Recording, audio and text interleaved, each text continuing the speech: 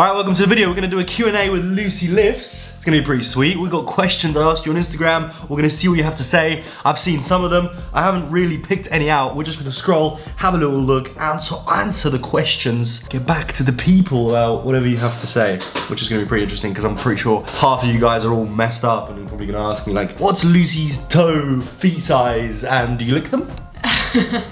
You always get like a chocolate starfish every time. What's the biggest mistake you made when in your first years of lifting? I'm still in my first years of lifting. Yeah, you've made quite a few mistakes. I have made quite a few mistakes. What have you learned so far? I've made loads of mistakes myself, so I'm just like passing on to you. Yeah, when I've also bullshitted a lot to you, and also keep making mistakes. So like, the biggest mistakes I've made is doing things that don't work for my body and my leverages. So where Dave can do really high volume squats, I can't do that. I physically can't do it. Yeah, most people won't be able to do it. And most people can't do it. And but Dave's like, yeah, you should definitely stick to it. You should. I mean, okay, you're not built for it because of Lucy's limb lengths. Like I'm like 80% torso, 20% legs. Lucy's like 80% legs, 20% torso. So when she squats, she's like completely bent over, and that places a lot more stress on like your lower back, and overall fatigue is like terrible, right? There are ways you can still squat like high volume. Try and figure out like a way to do it, right? So like elevate your heels quite a bit. Probably use a high bar stance or like a safety bar stance or a Smith machine,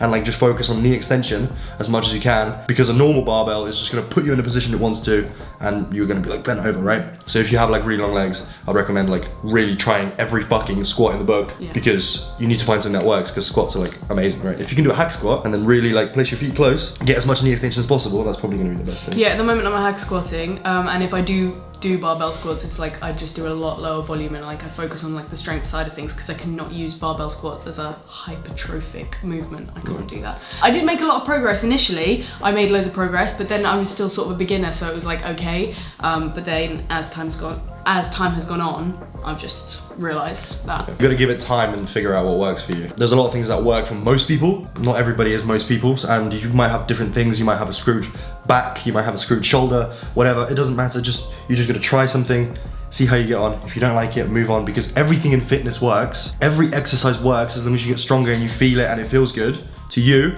Carry on. It doesn't matter what Johnny down the street is doing. It doesn't matter that you're not bench pressing or squatting or deadlifting. If you're doing some sort of variation of like the big movements and the compounds, and you're doing isolations and you're mixing loads of stuff in, you're gonna be absolutely fine. What mistakes have you made? Jesus Christ, where do I start? Dirty bulking wasn't the best idea. I got so fat that I developed gyno. Like my body fat got so high at the point of puberty where like your hormones are like all over the place anyways, right?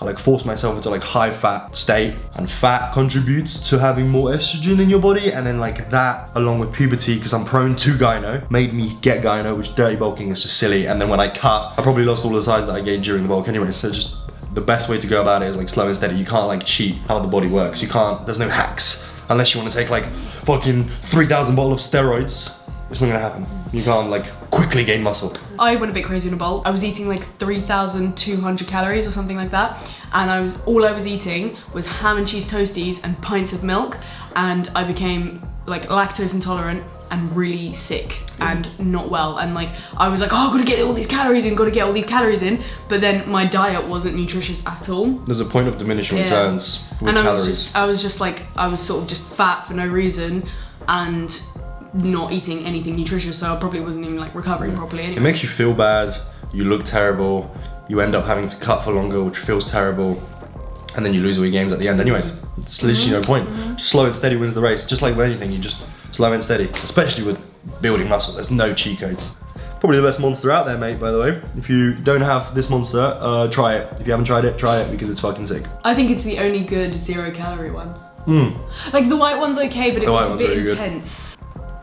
It tastes a bit chemical. Where there's that, like, it tastes like mango. Opinions on gear usage if you don't plan to compete? It's a pretty interesting question. I mean, to be honest with you, if you're an adult and you have come to a point in your lifting career where your progress has stalled and you feel like, why not dip my toe in the water to try something? And you get blood work done and whatever, you stay healthy, or you do it through a doctor, or you do it through a coach that can take care of you. I mean, you're an adult, right? If you're a kid, don't do it. But if you're an adult and you want to do it because there's a lot of things that people do in their life that aren't exactly healthy or productive or anything like that, just for their own enjoyment, right? Some people smoke, some people drink, some people eat high calorie foods and are overweight. if you choose to do something that's unhealthy, do it in the most healthy way possible. That's going to bring your quality of life up as opposed to down, because there's a lot of things that can go wrong, right? With using gear, if you don't compete or anything like that for that reason, you can get acne, gyno, hair loss, mood swings, completely mess up your body. There's a lot of things you can do wrong. So there's definitely a reason not to do it. But if you're an adult and you make that decision, then I think it's okay. I think it just goes in the same bag as like recreational drugs, because like you do it now and then for like fun, but like it's not healthy, and like people would say like, oh, don't take gear because then you don't really care about your health. But then if you're like drinking every weekend anyways, you like sort of, I don't know, kind of goes hand in hand. You can choose your poison. Yeah, there you choose go. your poison. That's what I mean. Everybody's got a vice, even if it's an overconsumption of caffeine, pre-workouts, stuff like that. It's not exactly healthy. You know that. I know that. Neither is being 95 kilos of muscle. That's stressful on your organs, right? Yeah, it's not even like. You should be as small as possible to be as healthy as possible, because that's going to put the least stress on your heart, lungs, liver, kidneys, everything. Like runners and like cyclists and people who like are small, do hit and are small, like that's like healthy. That's real like true health, right? But yeah, I don't know. Lifting like the way we do isn't exactly healthy. Is it? Yeah, no. I think if you want to take gear for your own personal reasons, I don't think anybody can look down on you upon that. You're an adult. You can make your own choices. Go ahead, mate.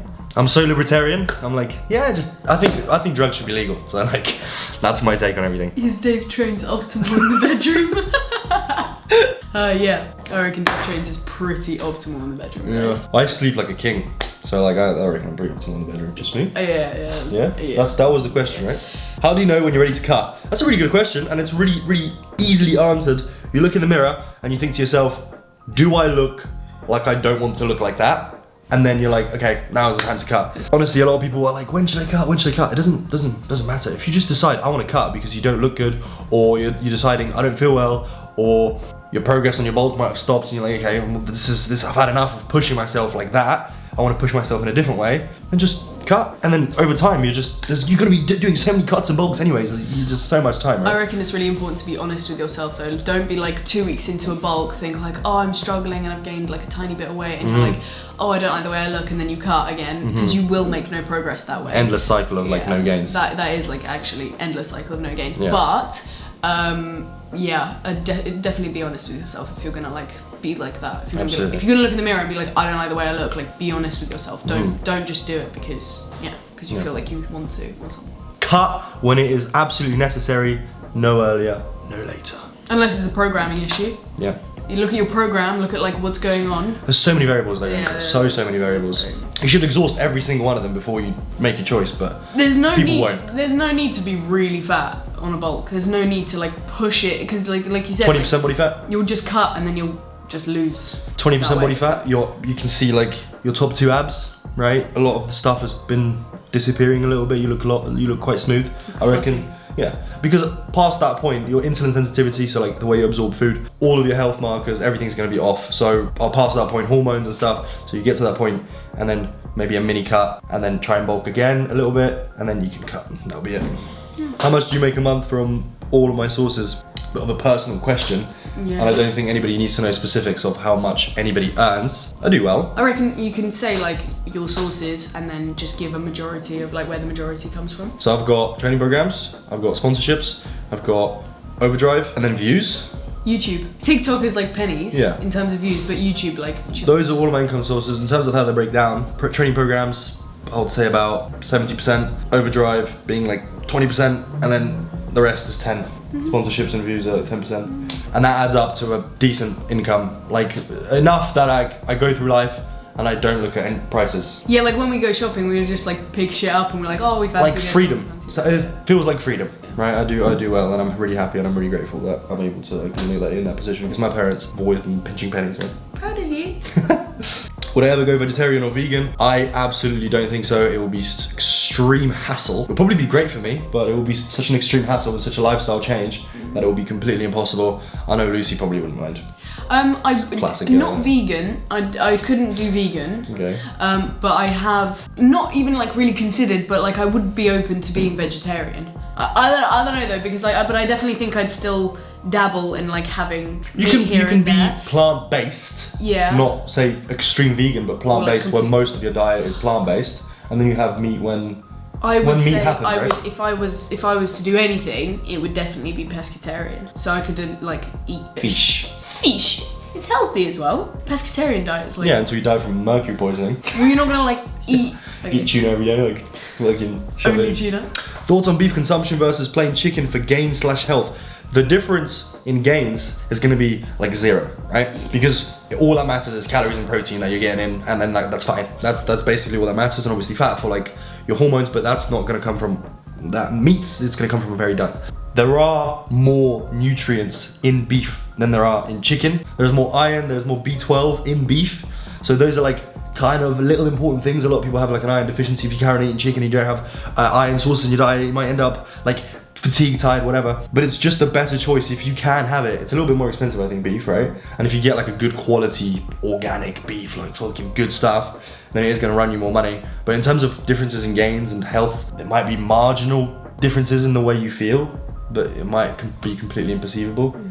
It's just I think if you're just seeking a more like healthy / nutritious diet, then you're probably better off like at least mixing up your meats. Don't just have chicken the whole time. Like mix up the meat that you have. Like have fish, have beef, have I don't know, a bit of pork, bit of this, bit of that. Yeah. It would actually be optimal. Yeah, a lot of people don't have fish, neither do we. Yeah, exactly. Lucy has salmon quite often, but I don't have any fish, and that's the bad thing. I have to supplement with a fish oil. Fish oil, yeah. And if you don't have fish, definitely supplement with the fish oil. But like it is important.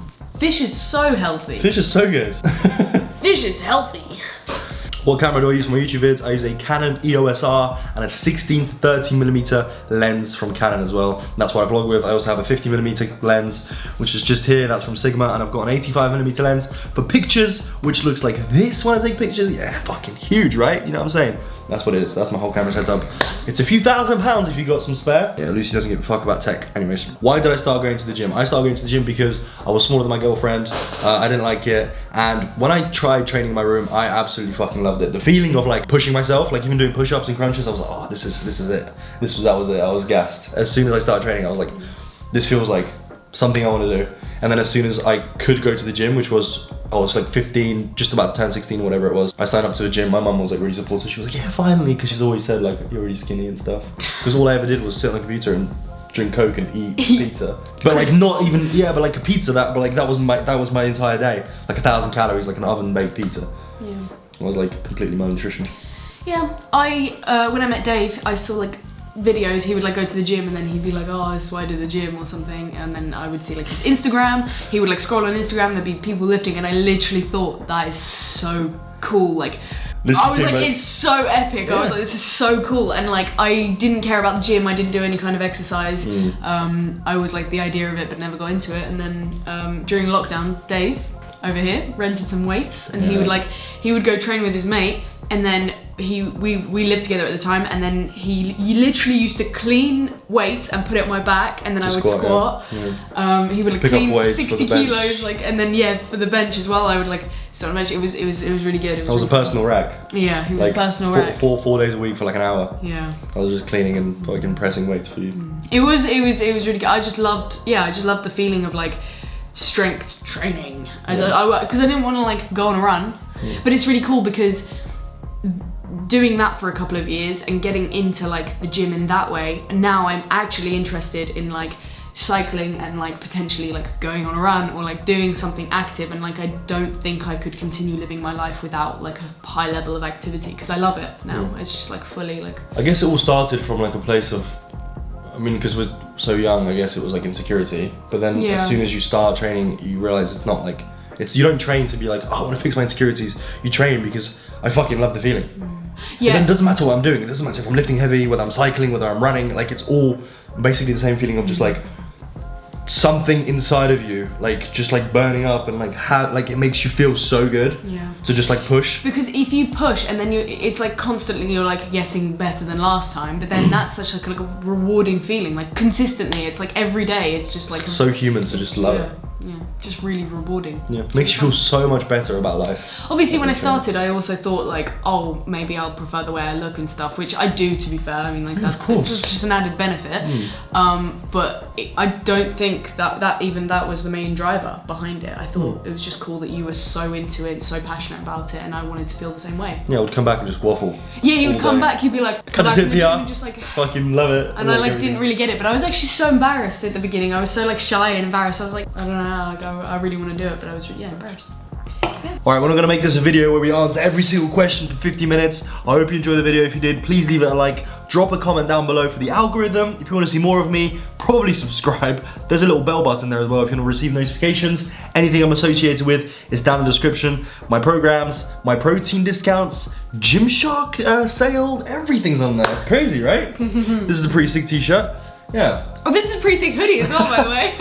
Alright, I'll see you in the next video. Much love. Love you, bye. Love you, bye.